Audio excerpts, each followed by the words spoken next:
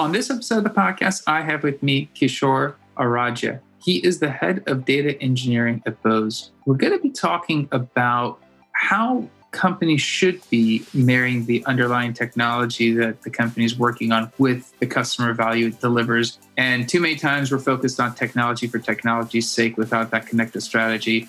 Kishore, thanks for coming on the podcast. Yep, happy to be here. Absolutely. So I guess I introduced you as head of data engineering at Bose. Obviously, I think most people know what the company does, but just at a high level, if you could just tell us what you guys do there, and also what's your responsibilities as the head of data engineering? Yes, thank you for that, Amir. So I'm the head of data engineering here at Bose, and as most folks know, Bose is known for the headphones and on its related consumer electronics group that we do. In addition to that, we also have an automotive side as well. As some of you may know, bought certain cars with Bose speaker system as part of that. And so we also have in other areas like Pro and a few other related ancillary business segments as well. But my role primarily is within the data science, with data analytics, and data engineering, which helps support that. Awesome. So I know we're going to be talking about connected strategy, making sure that the underlying technology fits for the company objectives, the customer value, and a lot of times I know technologies for technology's sake, it doesn't help anyone. So maybe let's start at the top, and maybe let's talk about what you're seeing from the goal and objectives of aligning those two pieces together, that the customer value, the business value, aligned with that underlying technology. Yes, that's a great question, Amir. So one of the challenges, as we all know, right, being in this space, especially some of us who came up from the strong engineering, so either in the software, hardware, it doesn't matter what it is. The reason why we are where we are is because we are passionate about the technology, we're passionate about what we do with it. But as you kind of progress through your career, as you progress through the different aspects of working through different areas in the field, you realize really that technology is almost always in service of what the primary customer value is. How are you going to provide the customer value? What are you going to do about that? How are we going to create value in the form of a kind of a aha moment, right? You really want that connection to be there with the customer, a kind of a visceral connection to the customer so that they can feel for it. They can feel for you as an entity, as a brand, as an entity. It doesn't matter what brand it is. I mean, every company is trying to look for that, is to build up that connectivity so that as we kind of progress through different periods, like, for example, we are going through the pandemic, those are the, once in a generational kind of a pressure point that really pushes against the entities. And then for us to realize how loyal the customers are end up being with you and how much of that connection can help you get through. It's an interesting litmus test, if you will. And I guess when you're going to evaluate technology, right? And I think the big challenge that I sometimes see is there's a lot of options. There's always something tomorrow. There's always something that seems shiny and bright and is going to solve a thousand problems. And how do you start looking at that future technology? Obviously, you want to solve the business problems, and it's exciting to implement new stuff. I mean, that's what most technologists really enjoy. How do you kind of balance that? One of the key things that no matter where, I worked in a lot of different companies, a lot of different things from a background point of view, but really, what is your core strength? What is the core tenet? Why are you in existence in the first place? And more along those lines, what if you did not exist? What is going to be missing? Meaning, are people going to notice the fact that you're no longer there? And if the answer is, well, nobody's going to notice the fact that I'm not there anymore, then that begs the question, what should you be doing differently in order to be front and center? How can you insert the service that you're providing, the customer value you're providing? How can you get it into the flow of the daily human existence in some way or the other? Can you enhance the experience, of a user who buys into what value you're trying to provide? I think really it comes down to that core level, that core tenet of what is the reason why you're existing. Once you identify that, the next thing comes is focus. I've seen a lot of places, I've also been, kind of informal in startup advisors, a lot of other places. One of the interesting things that I always come up with is, okay, you can do a lot of different things. You can almost tackle a lot of different areas, but what is one or two things you really want to focus on? What are the things that you really want to, in lining up against that? And then you look at technology as a vehicle to kind of address that customer need. That makes a lot of sense. And I think that is the best view you can have. And what happens when the business is collecting information, they're trying to do the best thing for themselves, the customer, the market, grow their market share, their value. When that shifts, that, ripple down to technology always happens. And obviously, you might need to make changes in what you were doing. How do you deal with that? That's a very interesting question. And I think there's a lot of things written about that, right? As I'm sure most of the listeners have probably read and heard, and Jim Collins, all the great works that he has done over the years. And there's plenty of use cases that we can go back and look at, all the way from DEC and Prime and in the local areas, a lot of other Kodak and Polaroid, some of the more well-known entities, if you will, that have not necessarily, shall we say, synchronized with the way the market is moving, right? You're so much disconnected from the reality of the way the world has progressed and the needs of the customers has progressed that you have kind of decoupled from that. Once that happens, you can still continue to survive. You can still continue to do what you're doing, but now you are already on the trajectory of almost slow extinction. And we have seen this time and time again. But it is going to be a really hard one to get at. And I think we all heard about the story about what happened with, for example, more recently not more recently, but you heard about the Blockbuster, the way they kind of gave up on the opportunity to be, Netflix be part of that. So again, some of it is hubris, some of it is not able to look beyond where you are. And one of my most favorite quotes about that is what Andy Grove used to say, only the paranoid survive. And that's absolutely true. You got to look at everything else. You got to look at what the market is, what the customers are, where the competition is, where they're coming from areas that you wouldn't normally even think about. You don't even dream about doing it. So really, it all comes down to that. It's the hunger. It's the ability to look beyond your borders, beyond your four walls that you live in. I guess when, in your position, head of data engineering, you deal with a lot of data, a lot of AI, a lot of the core technology and plumbing type of stuff.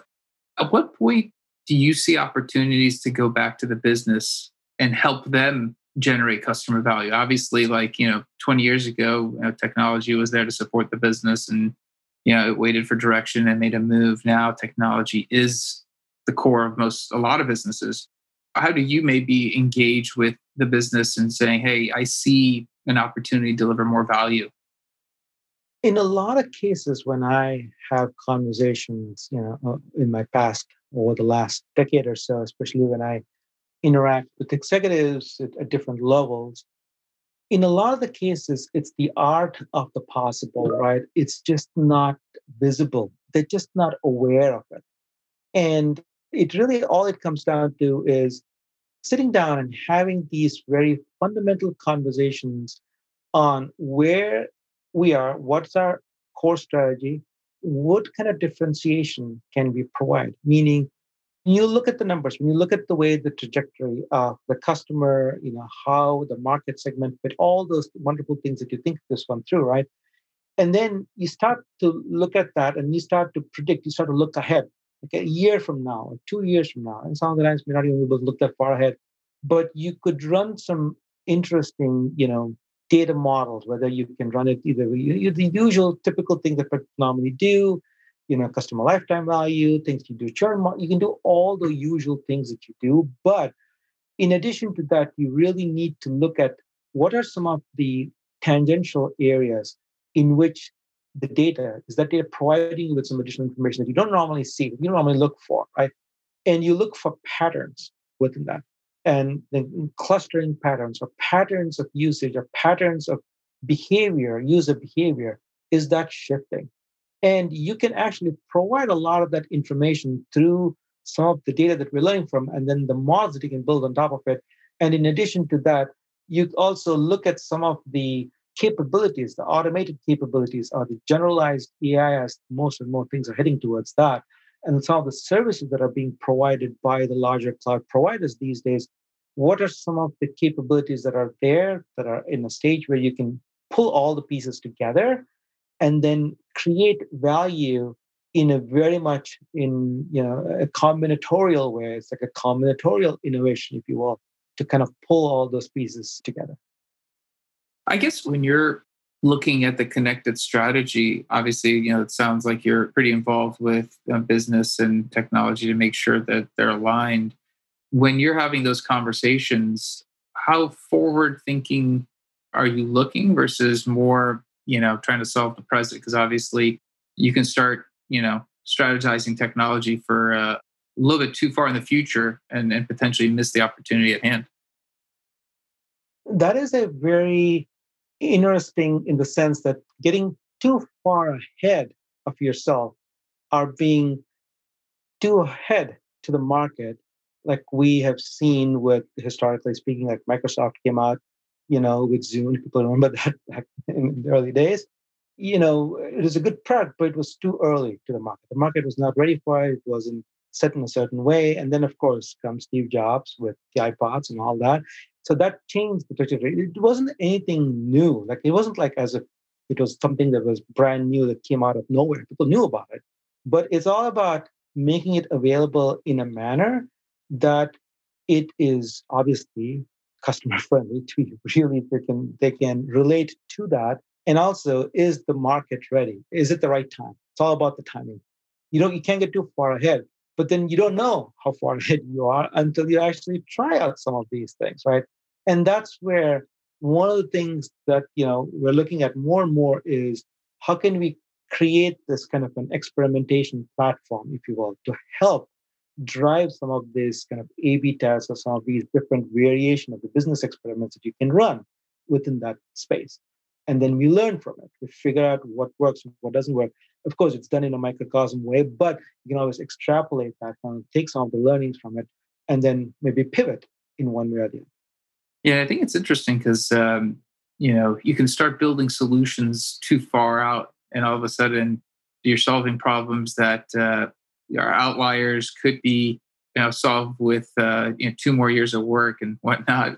And I think sometimes you can, with technology, because a lot of it's innovation, that always seems to be a slippery slope. When you're kind of looking at setting your own roadmap for your team, how far out do you build that roadmap so that obviously you're again, you have that short term, get those wins that you need, and then laying the right long term for what the company can be supported long term.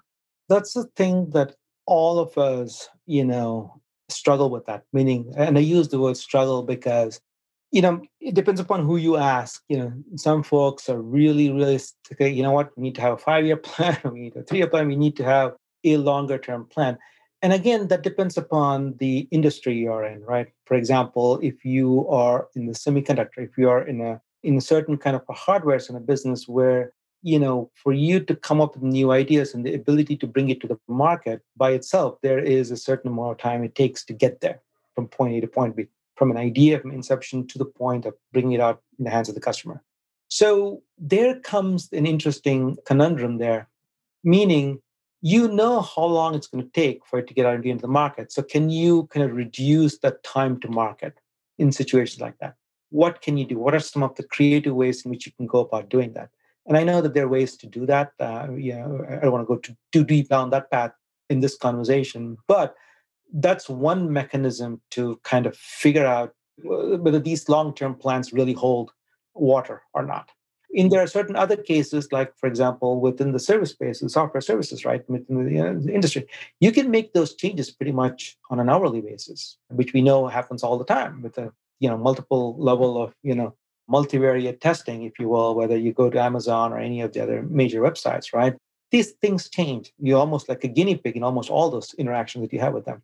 So they're in the time to make those plans changes in a very short-term basis. But that being said, even there, you still need to kind of come up with a plan. And generally speaking, 1 to 2 years looking ahead, it seems like a reasonable path to go for most of the cases. But that being said, a lot of the times, those roadmaps that we do create to get there has quite a bit of wiggle room built into that that allows us to pivot without going too far off in one direction or the other.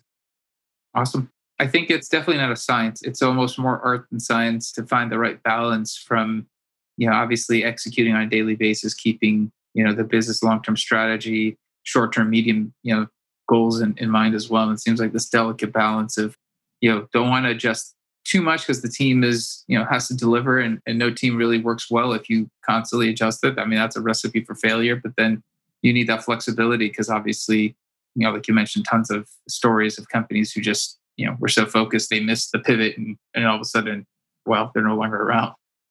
Yes. Yeah. Absolutely. And I was going to say, thanks for being on. I think this has been a great conversation. I think your insights have been fantastic. And if somebody listens and they want to reach out to you based on something they heard on the podcast, what's a good way of getting a hold of you? Is LinkedIn a good place where somebody could reach out to you? Yeah, I think LinkedIn is a perfect place to do that. I do have a lot of folks reaching out to me there, so absolutely would love to connect with like-minded folks and continue the conversation. Awesome. Awesome. We'll make sure to include your LinkedIn. So if somebody does want to continue the conversation, that's the best way to get a hold of Kishore. And that's it for this episode. We'll be back again with a different episode. And until then, I always ask for two things. One, if you do have an idea of a topic you want me to cover, just feel free to message me on LinkedIn. I can always try to find a guest to align to that. And secondly, if you find value in the podcast, share it. That's how it's been growing. And hopefully we keep that trajectory. Thank you. Until next time.